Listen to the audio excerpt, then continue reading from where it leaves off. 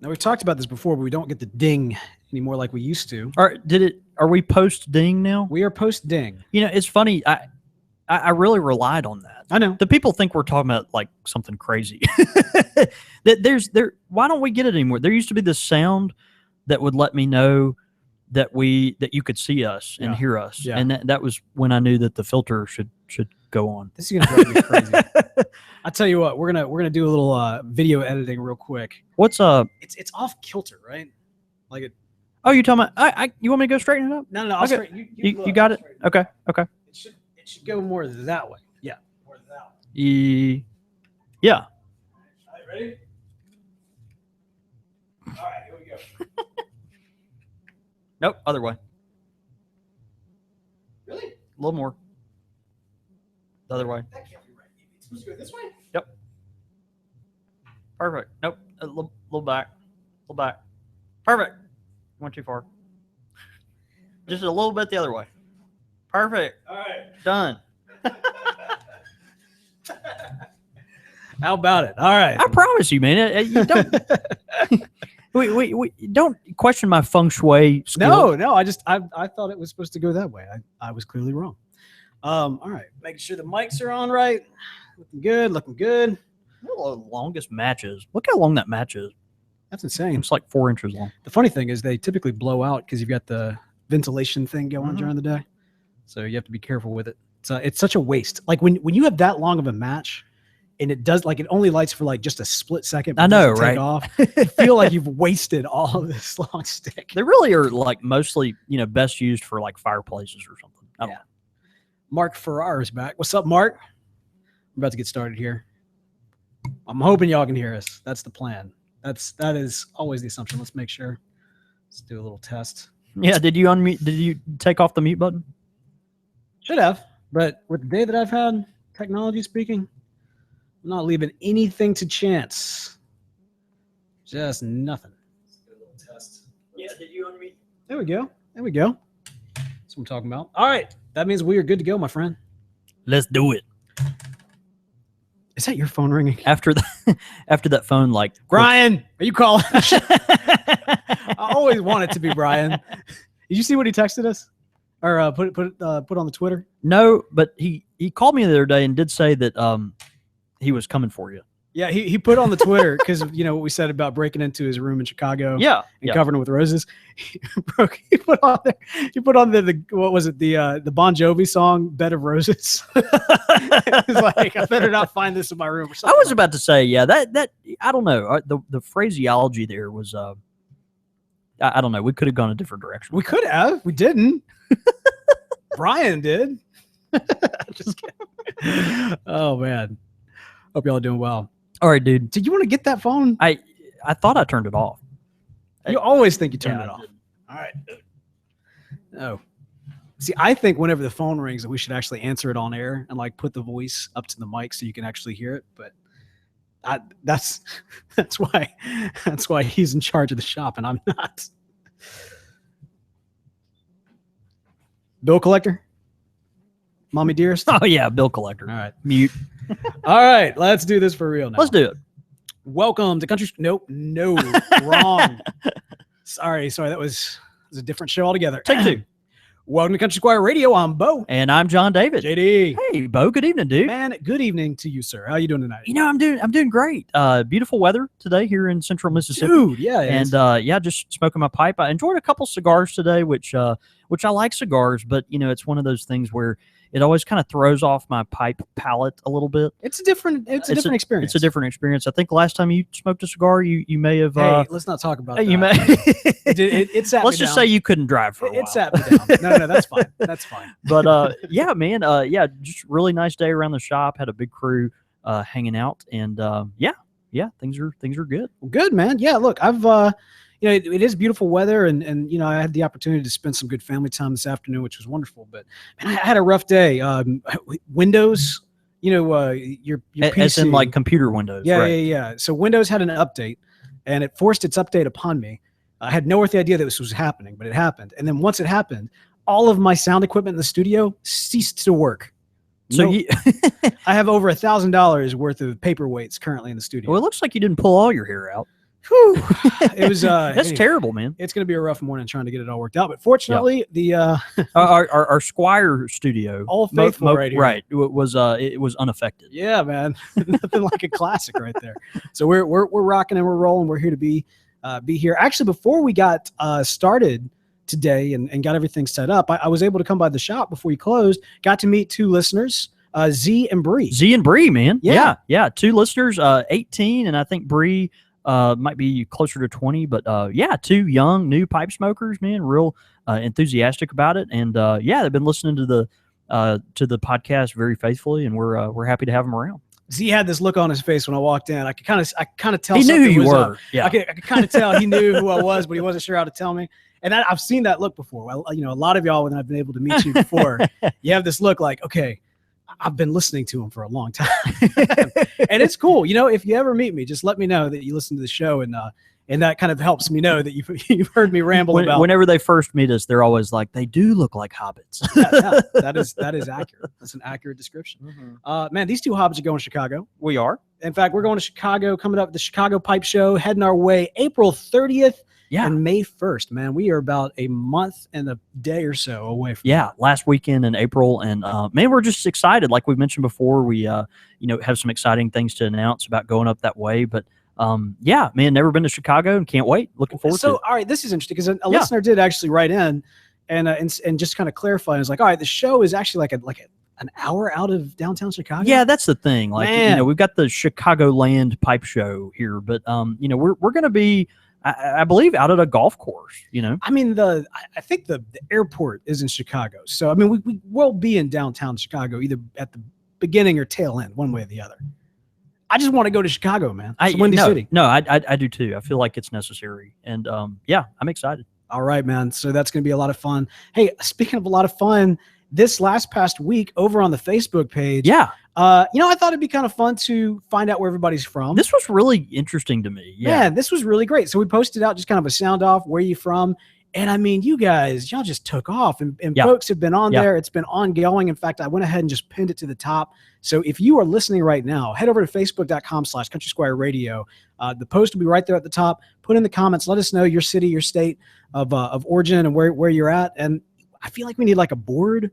Somebody was saying, like, is anybody keeping up with kind of like a map or something? I think that'd be cool. I don't know. That's a good idea. Is there's probably some website or service that allows app people or something to do that kind of thing. So it'd be cool to. It was incredible though. We constantly talk about the community that we've built through Country Squire Radio and kind of the people's tobacconist out there, across the world, and we're thrilled about that and so glad to be a part of that. But at the same time, I think sometimes it's lost on us just the breadth of that, just how vast it really is. And when you get people commenting from overseas and of course all over America, it's just, man, it's such an honor, dude. It's so much fun. The cool thing was seeing each other. You guys actually kind of interact with one another when you realized you were from the same place. Somebody even figured out they knew the brother of somebody else who was listening to the show, which is pretty crazy. Yeah.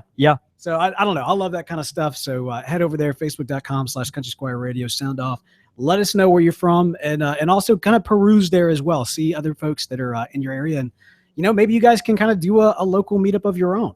The community is amazing that it's gotten to that point with us. Yeah, I mean we've got such a great community that it's evolved to that point. I love that, and it's amazing. It's the community themselves. It is not us in the slightest. We're just the two schmucks that get on here once a week. I think we can be that. That's a good thing. Man, we got a great show planned for tonight. But before we do that, do you have anything else? Trying to think. I want to make sure. All right. No, I do not. We got a great show planned for tonight. We are actually talking about Comoy. Comoy, yeah. Bo, we kind of have a series. I guess it is a series, but where we go through and feature different pipe manufacturers occasionally. We talked about, just a wide variety: Savinelli, Peterson, Nording, Dunhill, some of the just old standards, companies that we all know and love as pipe enthusiasts. And man, I thought we'd talk about Comoy. This is a really historically significant pipe company that currently, is not particularly on the extremely popular right now. Now, as I understand it, it's a but Japanese fish. It gets to be kind of large. That's right. Yeah, they make a lot of tattoos with it. Yeah, multicolored tattoos. Yeah, and you can feed them cat food. Michael Scott fell into a pond full of Comoys. Full of Comoys. Right. Yeah. Right. No, wait, hang on. That's koi. That's koi. I see what you did there.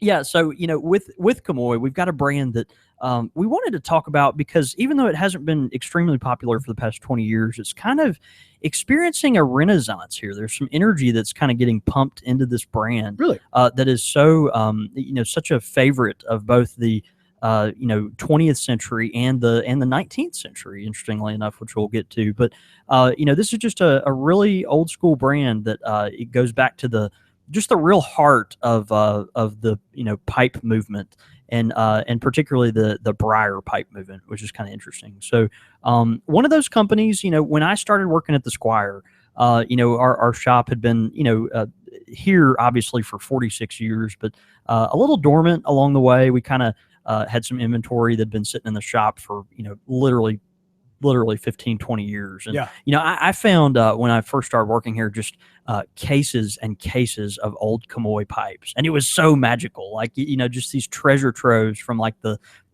mid to late 70s. Now, it was so cool. Estate pipes, or these actually brand new pipes, wow. Dude? Yeah, just amazing.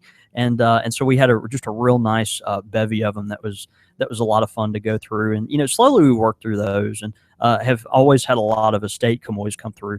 Comoy, being one of the old school manufacturers that it is, and because of its popularity in the 20th century, had such a it still has such a strong collector's value. You've got folks out there that are pipe enthusiasts that love to collect pipes, and those Comoys, particularly from the mid 20th century on up until the mid 70s or so, are really popular items and must-haves for a lot of people's collections. So if you think about the brands, kind of where the quality and the standards are in the tobacconist world, you've kind of got these strata of quality, so we think of premium pipes that are still at a reasonable value, and you think of names like Peterson or you're about to run out of I'm so sorry. Juice. It's Do you need to plug in? Yep. Plug in. Wait, this has just been entertaining. Maybe the phone will ring again. Oh my gosh. Put it at the end of the episode. Are you wearing a Color Me Rad shirt? Was that 5K you did where they spray painted you at the I was end? about to say, you want to tell them the story about how I showed up on your porch? Yeah, you showed up on my porch. I was like, who's this multicolored Smurf looking guy? But if I'm remembering correctly, we drank a Newcastle, and that solved all the I don't know. Was it a shock top? Wow, that's good memory. But I think I forget names, but I never forget a beer. I think I think I did have to pressure wash my porch after you left. Yeah, it was pretty. It was artistic. It's interesting. You often compare when you talk about the strategy, the scope. Yeah. In terms of kind of quality and cost. Yeah. I hear you a lot of times actually compare this pipes to cars in that way. That's right. That's right. I've got this bad habit of saying this is kind of the Honda Accord right. of the insert industry world here, whether it be the pipe world or the cigar world. And with Comoy, certainly during the mid 20th century, you've kind of got this standard of quality, but also just a good value as far as a pipe goes, something you're not going to pay a fortune for, but you're getting a really good smoking machine, right? That'll last forever. And to their credit, you see them to this day still being heavily used, those pipes that are made in that era. But you think of brands like Peterson and Savinelli, and again Nording. We mentioned some of these brands earlier, and Comoy, some of the old GBDs. These were just those really old-fashioned brands that just had such success, and that pipe smokers could go to without hesitation, knowing that they get a really high quality, really high quality pipe. So Comoy, would you, this is kind of, whenever I think about quality in pipes, yeah, a basket pipe always kind of comes to mind. Would you find a Comoy as part of in a basket at some shop? The thing is, basket pipes having kind of that reputation of being an entry level Brier. Comoy even had within its own brand its own stratification. Oh, wow. So, they had offshoots of brands like the Everyman's pipe, and there were a few others. But you had these branches of Comoy that were, they kind of allowed people to, enjoy some of the same Brier, but just at different price points. So, but anyway, kind of getting into some of the history of it's really interesting. We think of Comoy nowadays as, not as much of a big brand. We'll get to the modern day, shortly. But Comoy was started, a lot of these pipe companies date to the late 1800s, late 19th century. But Comoy goes back to the early 19th century. Oh, wow. Okay, so we're talking 1820s kind of era, which is way back, right? So, I mean, think of a modern brand that we still use and hear and love today, like, going that far back. Yeah. And so all the way back to the 1820s, you've got a guy named Francois Comoy. Imagine that, right. Who is in southern France, St. Claude. And if you're a pipe enthusiast who's followed kind of the history of this, you know that St. Claude, France is the home of the Brier pipe.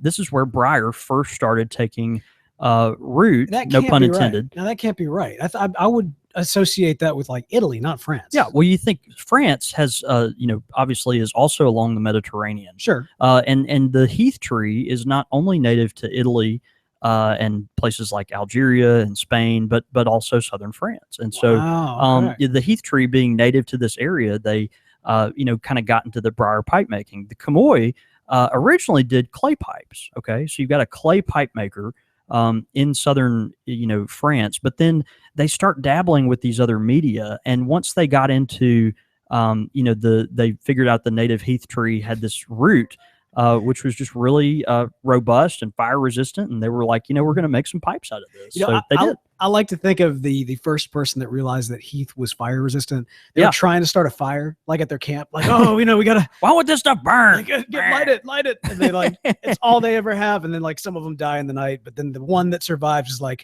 from this magical root, I will carve a pipe. We couldn't cook our dinner. The wolves came and ate us or whatever. But well, we know what the best thing to make a pipe is now. Right. It's pretty great.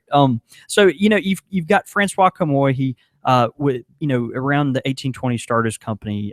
Later in the 1800s, around 1850, began with his son making pipes out of Brier. And then eventually his grandson, Henry, or probably Henri Comoy, moved to London. Okay. And so he moves to London. He's got kind of his tool bag and this idea, like, I'm going to, make this pipe brand, and we're going to get out there and really, kind of enter into this, industrial Britain and this kind of thing, really take off. And so they start making pipes in London, and it was off to the races at that point. Yeah. Okay. So this is like a brand that just literally explodes. And you think about Britain at the time, Industrial Revolution, and then also a lot of connectivity beginning to happen across the Atlantic with America. You've got, more communication going on. And so, they're even as early as, the late 1800s have laid cables under the sea that can telegraph between New York and London and all these things, which is amazing to think about. It is fantastic. And so, but there's this connectivity, and Comoy was one of the first pipe makers that was they saw this American thing happening across the ocean. We're like, we want to get in on that. And so they were able to find some distributorships on our side of the pond, and actually got so overwhelmed they had to really ramp up their production in a very short amount of time. So, but anyway, Comoy, kind of entering into that period, and at that point it kind of gets a little confusing about their history, just because as many pipe makers go, you've got a lot of really interesting little buyouts, or this person was partnered with this carver and then they died and they went over to this carver, and they had a little schism, or someone divorced someone else, and so that it's just all this weird they were living it, man. They weren't planning on the storing their history for prosperity. Man, it's the pipe industry, man. It's just crazy. But Pop, you need to write this down. One day there'll be a podcast. I know. A podcast. Be two people in Mississippi. Where's Mississippi? Well, what's a Mississippi? What kind of sorcery do you speak of? So anyway, you've got this burgeoning kind of new, not new, but an exciting pipe brand that's real aggressive. in Comoy, and yeah, just kind of takes over the Brier pipe world, right up there with all the classic English pipe makers you think of at the time. And Comoy has always excelled in very classic shapes, lots of straight grain, but very, very classic shapes. You've got, things like billiards and bulldogs, princes. Occasionally they'll get a little aggressive, but it's just when you think of a Comoy, you think of a very traditional pipe. For instance, I'm smoking my Comoy right here. I have one Comoy. This is a Comoy Guildhall, which would have been one of their kind of more value brands, but this is an old pipe. It's got a ebonite bit on it, and just a straight billiard, real, not quite a pencil shank, thin shank on it, but just very thin. Man, this one's seen some action. It's seen some action. That is my yard pipe. That is the pipe that I actually work in the yard with. But I've done so many cool things with this pipe, and it smokes so great that it's kind of like I kind of hesitate to actually take it into combat, right. Because I've fallen off a ladder with a skill saw in my hand, like smoking this pipe. It's time to start babying this thing. Hey, is that marking on the stem? Is that actually the Comoy logo? It is, yeah, and that's kind of an interesting thing that I love about Comoy. From that late 1920s, kind of 30s, all the way up until they got bought out in the early 1980s. Comoy, on a lot of their pipes, did what they called it was called the 3-piece C.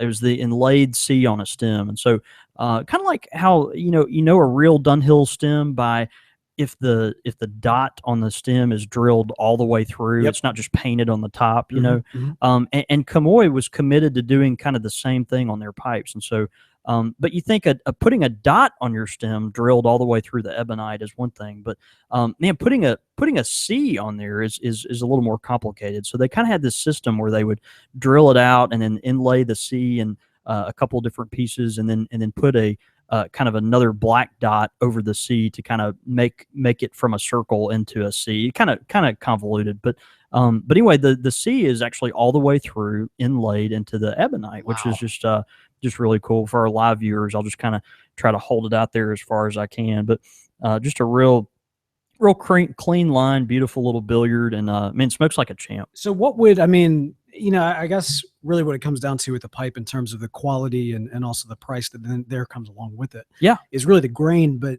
are certain shapes typically considered they're higher priced on their their scale? Yeah. I think the quality of any pipe is, going to be based mostly on the drilling and the fundamentals, the grain, and the aesthetic of it. But obviously some shapes are more popular than others, and so on the open market, you might pay more for a standard bulldog than you might some crazy shape that maybe in the 1960s wasn't particularly popular or something like that. So but the Comoys over the years have just kind of been all over the map. Anyway, in the early 1980s, the Comoy was bought out by the Cardigan Company. The Cardigan Company, if I'm understanding right, was kind of a conglomerate and still owns, if I'm understand correctly, the Comoy Company. But so they bought this brand out, and Comoy kind of went through a wilderness period, and that's kind of the period that I think we're maybe coming out of a little bit now. Okay. So it lasted for maybe 30 years. But you've got this season in which Comoy was just kind of not aggressively approaching the pipe community, not really trying to market themselves, create new different styles, and really positioning themselves to be like a premier pipe maker like they were certainly in the mid 20th century. And so you've kind of you had this dearth of talk about Comoy. You could get them, but it was just much more limited. And now Comoy is kind of experiencing this renaissance where they're starting to I think we're on the early stages of this, where they're starting to get more aggressive in their marketing, and they're coming out with some new designs. One thing they've really stepped it up on is their tobacco. They've actually come out with some of their own tobacco. I was going to ask you about this. Yeah. And they're really beautifully packaged. If you look, they kind of look like a small paint can with that real regal looking Comoy kind of oval on there. and so you pry this paint can open. I think they're generally 100-gram tins, and just full of really high quality tobacco. I recently had the cask strength number 7 or the cask number 7. Listen to me, cask strength, because like our favorite Scotch, but right. the cask number 7, which is kind of a Virginia Perique with a little Cavendish in it, and it's just great tobacco. We hear a lot about some of their blends, and even folks come in the Squire and regularly request them. So it's a brand that I think similar to Sheraton, maybe. Sheraton, of course, one of the most beloved brands of the 20th century, and certainly probably my personal favorite brand. Once it got bought out, it kind of just fizzled. It kind of just went away and into this wilderness. And you had Sheratons, but certainly they didn't have the mystique that they did before. The difference with Comoy is I kind of get the sense that maybe they're starting to come out of that a little bit and finding their own once again as kind of a new, just the new energy that's put behind it. I know in America they are distributed by the Phillips and King Company, which has just done a really good job at kind of educating the pipe community on this great brand, Comoy, which has such a storied history. We probably would not find Brier pipes as ubiquitous as they are if it weren't for Comoy. And so, we love them and support them, and man, hope they continue to do well. Man, so French carver comes up with Brier as a basis to carve out a pipe. Yeah, goes to London, mass produces them, and the rest is history. Yeah, that's it. Man, that's crazy. I like I said, I always associate Brier with Italy. And I mean, I know that there's Brier everywhere, but I mean, we're not everywhere, but there's Brier in a lot of different locales. No, absolutely. I think for some reason, Italian Brier is just kind of, it's seen as that, just like you said, you equate Brier with Italy. Yeah. But Brier has always been all across. Dunhill forever has used Algerian Brier. You've got Adriatic Brier, obviously, large portions of Spain. The heath tree is, what do you call it? Root. The heath tree is native. The heath tree is native to kind of that part of the Mediterranean as well, and certainly that includes southern France. And so you have this kind of tradition of French pipe makers that are from that region. Another one is Bouchocan, or in the South we like to refer to as Butts Choquin, and and these are companies that were just kind of St. Claude, France is the home of Brier. Yeah, it's a home of Brier pipes, and that's crazy. And so there's just a really nice tradition that come from there. Comoy, obviously, because they eventually jumped over the channel into England, they kind of have this different, interesting, like French and British connection, which is kind of fascinating. But anyway, just a great brand. We love them at the Squire. I always love seeing old Comoys come in the shop, and particularly if it's from that pre-1980s era. Yeah, highly collectible. Folks that that's literally all they smoke. I think mine is probably from the late 60s. Would be my venture. And man, just smokes like a champ. It's just one of those pipes that I can always go to and not have to worry about. This is going to be a dumb question and only moderately connected. But there are no stupid questions, just stupid people. This is coming from a stupid person. When was the Industrial Revolution in London, in England? Well, I think it spanned most of the 1800s. I mean, I think you had even the early stages of it in the late 1700s, but then on through the 1800s. Okay, so this would have been during the Industrial Revolution. Yeah, because you'd mentioned, I couldn't remember if you said after or during, and I was trying to kind of place it there. Yeah, and just but America's kind of revolution in the same sense of the word anyway happened in the later 1800s and even on into the early 1900s. You kind of had all these the age of the robber barons and all this kind of stuff where these folks just made fortunes off of America kind of industrializing. And so Comoy was kind of one of the first companies that positioned themselves to take advantage of that as far as the pipe market goes in America, and really ramped up their their production during that time. So I'd be fascinating. I'd be interested to kind of explore regional pipe history. You know what I mean? Because I mean, it's interesting because we kind of all associate it now, but I mean, especially like, European pipe history, Asian pipe history. Yeah. Of course, a lot of what we talk about ends up being American pipe history until we go to some of these brands that all originate from overseas, from Europe. Yeah. Right. That is right. Yeah. Did I catch you mid-tweet? I'm sorry, I got distracted. I could tell. Portland Paul actually just tweeted in with a really interesting little factoid there for you. Yeah. He says Stephen Books at the House of Calabash, who's the only master tobacconist west of the Mississippi. Was the chief blender for Comoy at 16 years old.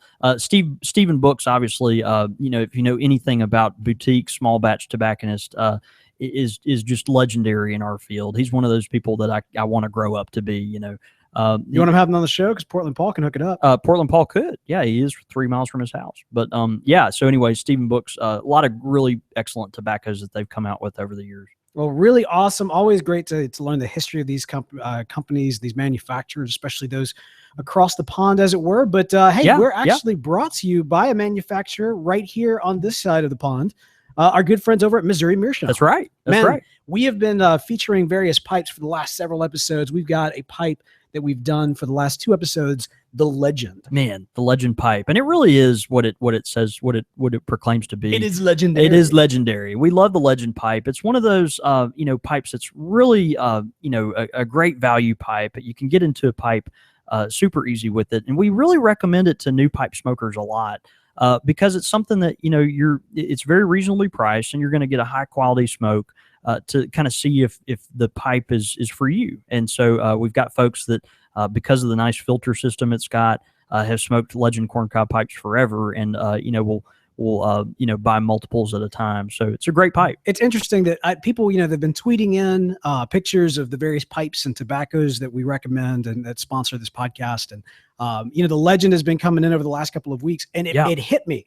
The shape of it, man, feels like a monument. Like there's like, I feel like that's kind of where, I'm sure that's not accurate, but it feels like that's the Legend. You know what I mean? Like there's just like this thing right there stamped in the ground, and there's this legend around it. I don't know. That's just what it's one of the classic shapes, and I think mixed with the amber stem that they put on there, it just it makes a really nice impression. So anyway, brought to you by the Legend pipes at Missouri Meerschaum, and we highly encourage you to check them out. Yep, and tweet in a picture if you've got one. We'll retweet it out.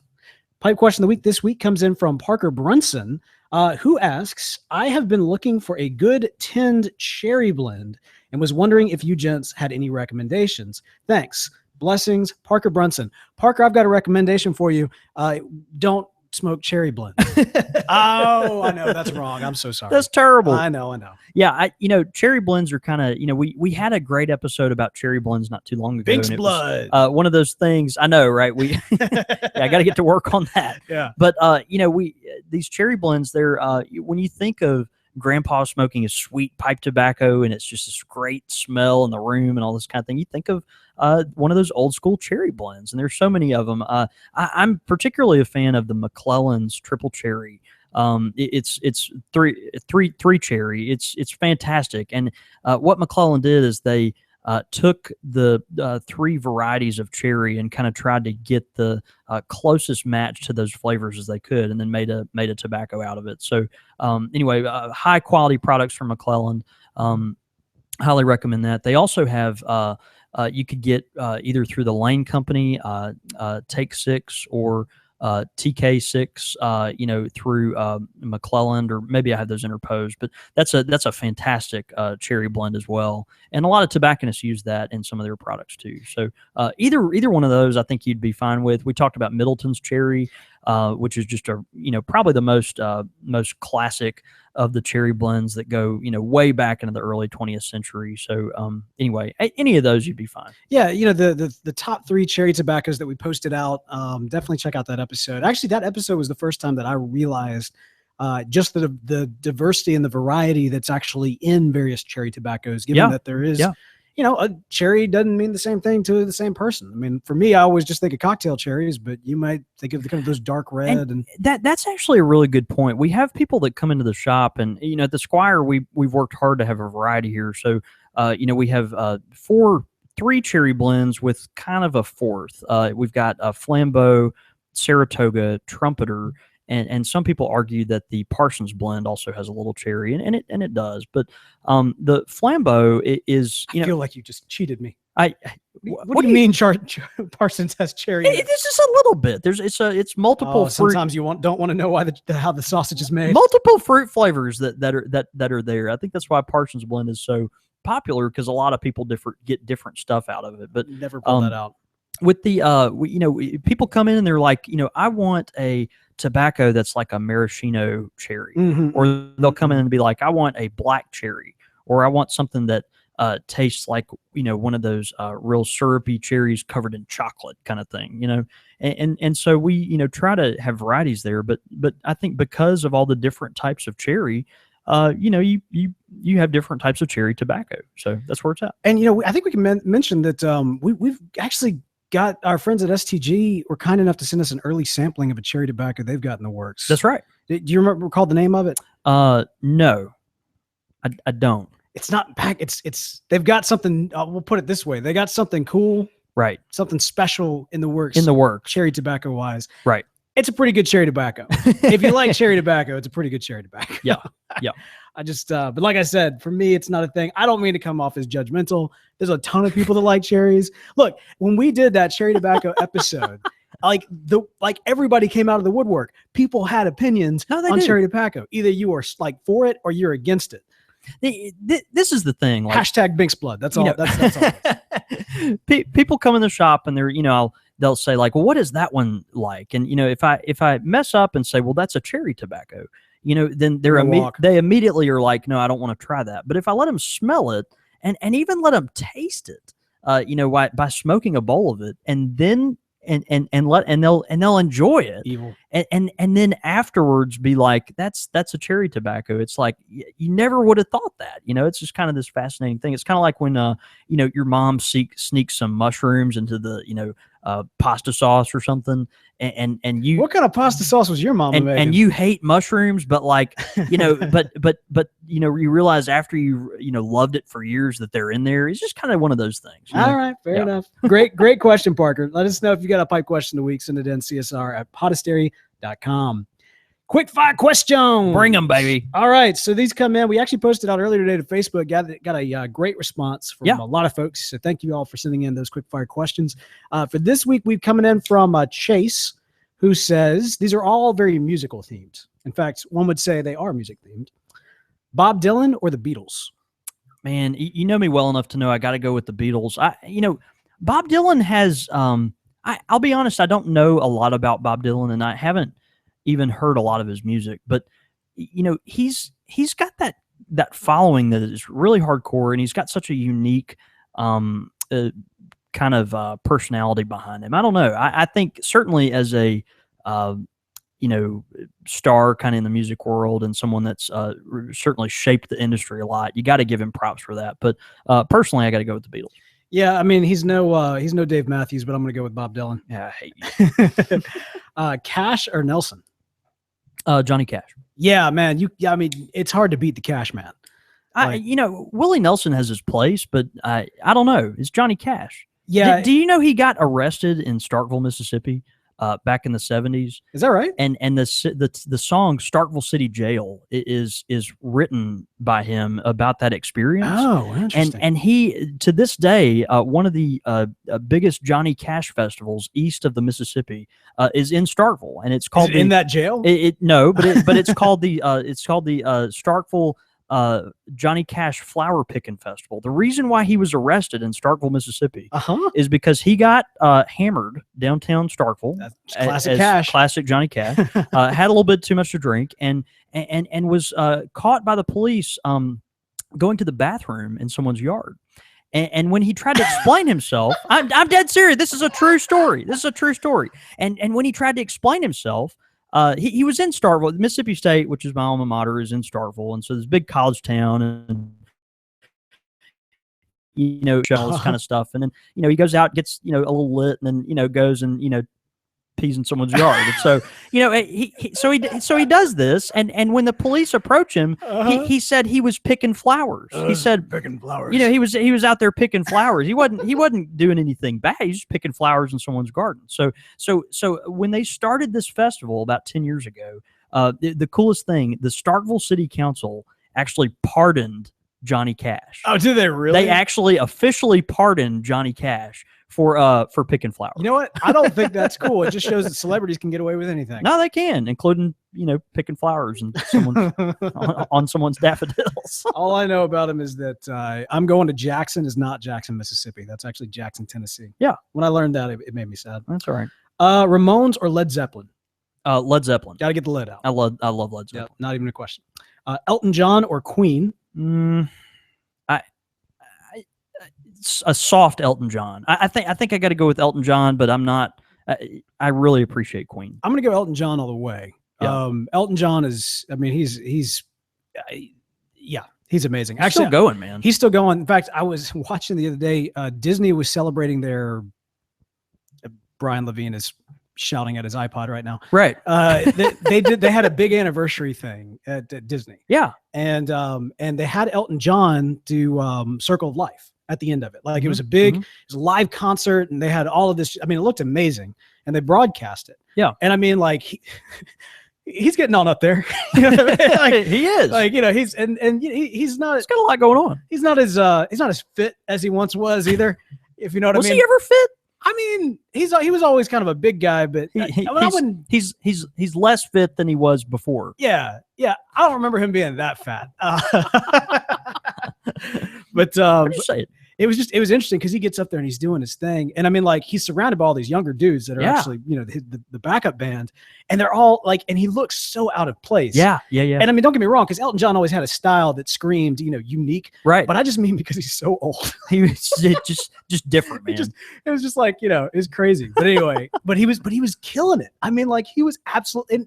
It was just nothing for him just to get up, but before all these millions of people and perform this song that he has done so many times in his career. Yeah. And just, he's just up there doing his thing. And I'm like, man, he's on autopilot. I mean, yeah, right? Like, it's just, I mean, he's just getting up there, getting that paycheck. And I don't mean to criticize. He's doing a fantastic job doing it. So Elton John, all that to say. Frank Sinatra. Elton, if you're listening, you look great, man. You look great. No. Keep up the good work. Come on the show if you're listening. We would love to have you, Elton. That'd be great. Frank Sinatra or Louis Armstrong? Man, this is my least favorite of all these questions, because this is really difficult for me. I'm gonna go with Louis Armstrong, and that is very hard for me because I love Frank Sinatra, but I don't know. I think Louis Armstrong, pioneered a lot of the jazz, even blues. We think of him as I don't know. I got to go with Louis Armstrong. Wasn't Sinatra a pipe smoker? He was. Yeah, the pipe smoking part of me wants to go with Frank, but I don't know. I think I got to go with Satchmo. I was going to go with Armstrong, but then you went with Armstrong. I'll go with Frank Sinatra. Okay, that'll work. We'll balance it out. And then finally, Coldplay or Green Day. Wow. Yeah. Wow. Bring it up to the modern era. Wow. Gotta go with not really that modern. Actually, I was about to say, like, what is 1998? No, gotta go with Coldplay on this. I think I gotta go with Coldplay. They're still trucking too. Yeah, no, right? Coldplay. I like some incredible albums. Like, I listened. That was more college for me, and kind of post college. I got into a lot of their stuff. I got to go to Coldplay. Yeah, I guess Green Day was a little too angry for you? Maybe a little too edgy. Yeah, a little too angry. See, that's kind of why I was leaning towards Green Day. I mean, I guess if I had to choose now, who am I going to like between the two of them? Who am I going to listen to? I would choose Coldplay. Yeah. But overall, in terms of music that impacted me, yeah, I gotta have to go with Green Day. So, but all right, Coldplay. I'll go with Coldplay. Okay, fair enough. Yeah. All right, those are good questions. They were great. Look, music. For those of you who've been listening long enough, you know that when music enters into the quickfire questions, it's polarized. It can be polarized, and we get a little passionate about it. A little bit. Look, music is it's a thing to get passionate about. So great quickfire questions, Chase. Those of you who send them into Facebook, I'll be collecting those. We'll be coming through those in the coming episodes.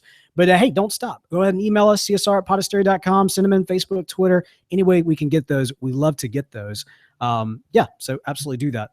We got some listener feedback we're about to jump into, but first let's talk about the tobacco that is actually sponsoring this episode. Of the week, yes. Man, okay, so the Peter Stokeby Luxury Bullseye Flake. Man, it's so delicious, and I'm actually smoking it right now in my Comoy pipe that I discussed earlier. Luxury Bullseye Flake from Peter Stokeby.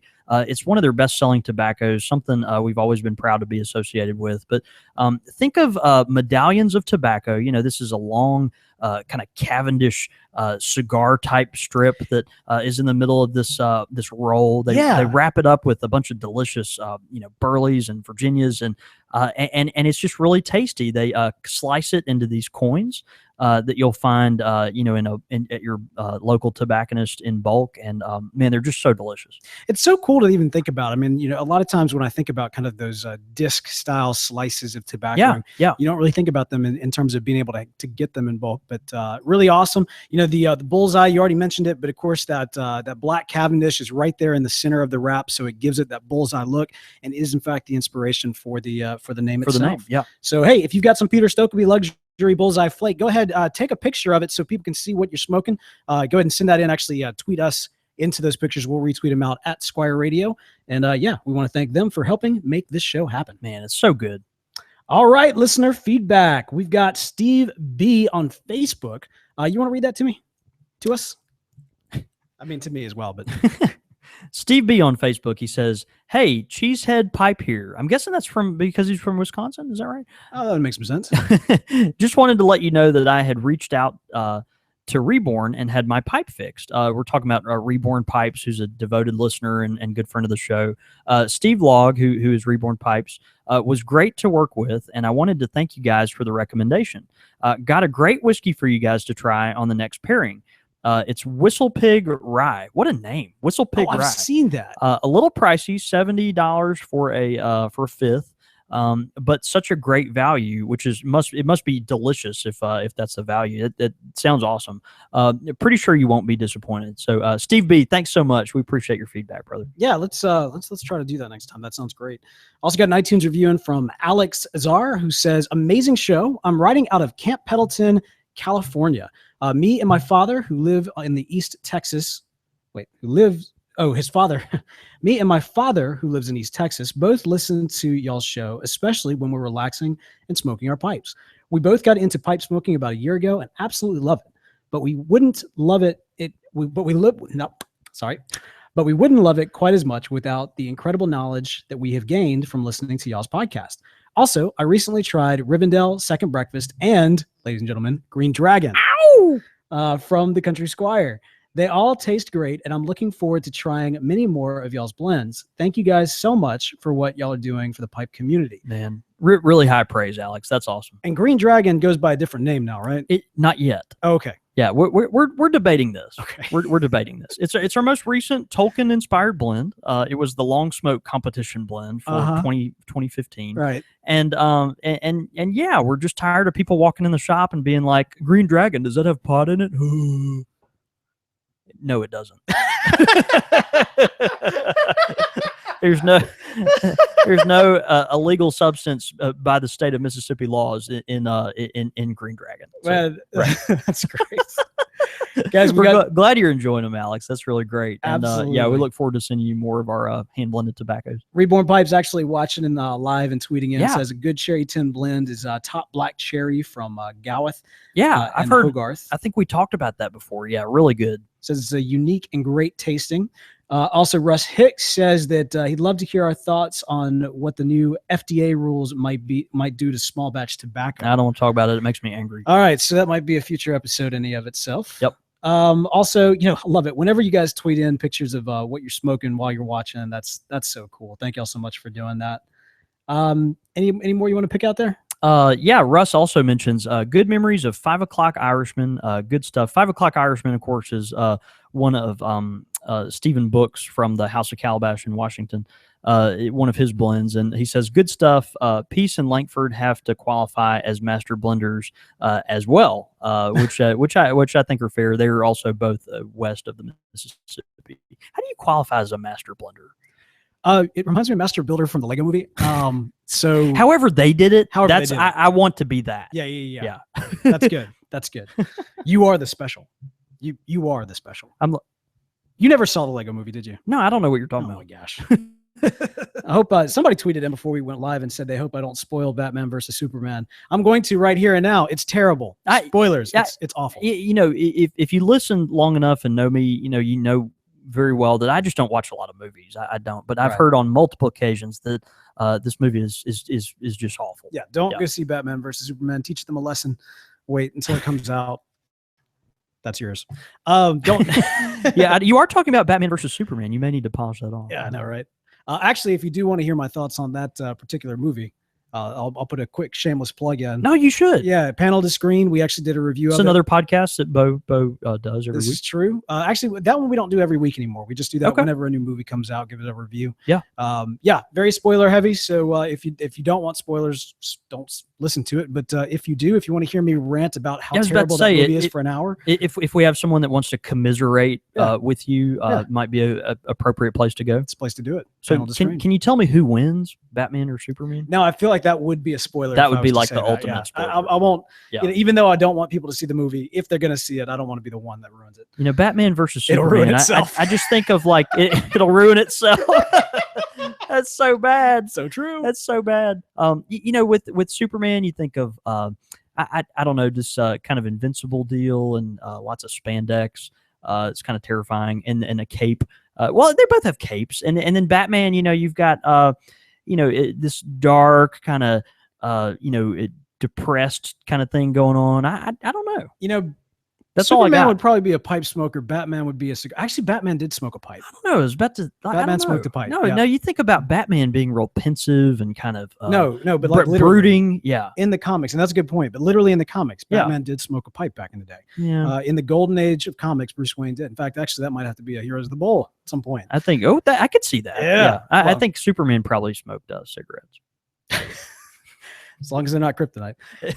All right, man. Well, I'll tell you what, let's go ahead and close it out. We want to thank you guys so much for tuning in. I want to encourage you, you can actually tune in live every single Monday night.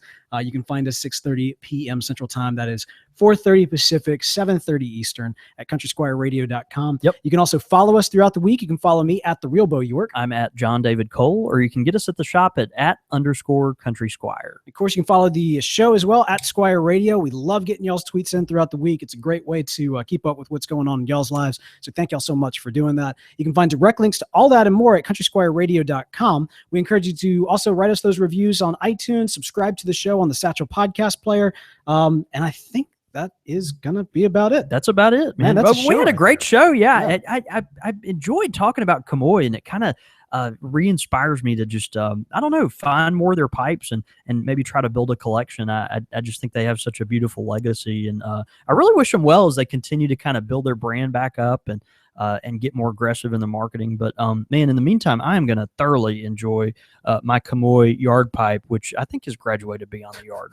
So, I mean, It's pretty beat up. I don't want to insult your pipe, but it's seen some action. I built my entire fence smoking this pipe. You need to take some close-up pictures of that. I really do. It's a nice piece, but it's not. It's beat up like I don't think I ran over it with the lawnmower, but I may have. Yeah.